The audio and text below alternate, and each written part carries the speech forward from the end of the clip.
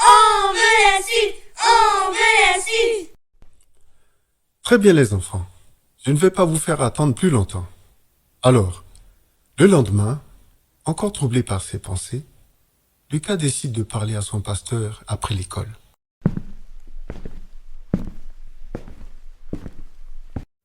Pasteur, je me sens tellement éloigné de Dieu. J'ai fait des choses dont je ne suis pas fier. Et je ne sais pas comment revenir vers lui. Tu sais, Lucas, Dieu est comme un père. Même quand ses enfants s'éloignent, il les attend toujours avec amour. La première étape pour te réconcilier avec lui, c'est de lui parler avec sincérité.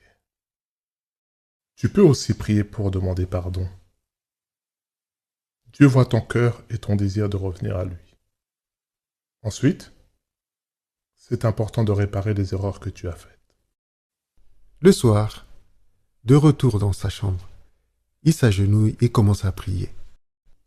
Jésus, je te demande pardon pour tout ce que j'ai fait. Je te confesse mes péchés. J'ai volé, j'ai menti. Et j'ai cherché à plaire aux autres. Au lieu de t'aimer plus que tout, même si cela signifiait de renoncer au plaisir de ce monde, je veux de nouveau être proche de toi et comprendre qui tu es. Jésus, aide-moi à réparer mes erreurs. Une paix douce envahit le cœur de Lucas. Alors, le lendemain, Lucas retrouve Sarah et ses autres amis dans la cour de récréation.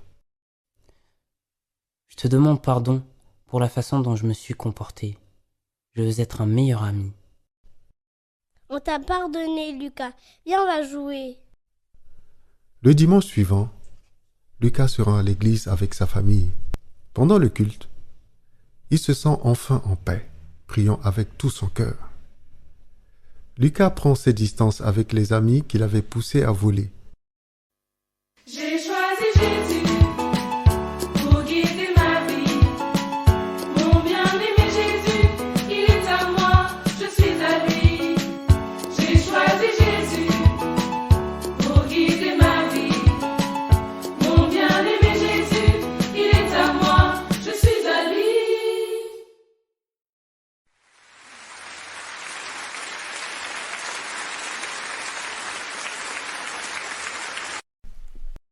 Tiens, Lucas.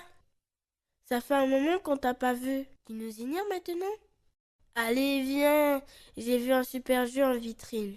J'aimerais beaucoup que tu recommences. Si tu le fais, t'auras tout mon respect. À cause de cet acte, j'ai perdu ce que j'avais de plus précieux. Ma relation avec Dieu. Je ne volerai plus par amour pour Dieu, Max. Excuse-moi, mais je dois rentrer chez moi. Mes parents m'attendent. Lucas passa devant l'épicerie, là où il avait volé des bonbons. Une boule se forma dans son estomac et sa gorge se serra. Il entra dans l'épicerie. Il fit la prière suivante. « Seigneur, aide-moi à trouver les mots justes pour parler à la dame de l'épicerie. Je remets tout entre tes mains. Amen. » Excusez-moi, madame. Oui, mon petit? Je vous demande pardon. La semaine dernière, j'ai volé des bonbons dans votre épicerie. Je sais que ce n'était pas bien et je m'en veux énormément. Je sais que tu as volé des bonbons. J'ai des caméras de surveillance et j'ai même pensé à prévenir la police. Mais je te trouve très courageux de venir t'excuser. Alors, je ne dirai rien. Je te pardonne. Lucas avait retrouvé sa connexion avec Dieu. Il avait compris que, même après une séparation, Dieu est toujours là, prêt à accueillir avec amour ceux qui reviennent à lui sincèrement. Alors, les enfants, qu'avez-vous pensé de cette nouvelle histoire? Moi, je trouve ça triste. Lucas voulait bien faire au début, mais il s'est laissé entraîner par ses amis. C'est comme s'il avait oublié que Dieu était toujours là. C'est une très bonne réflexion.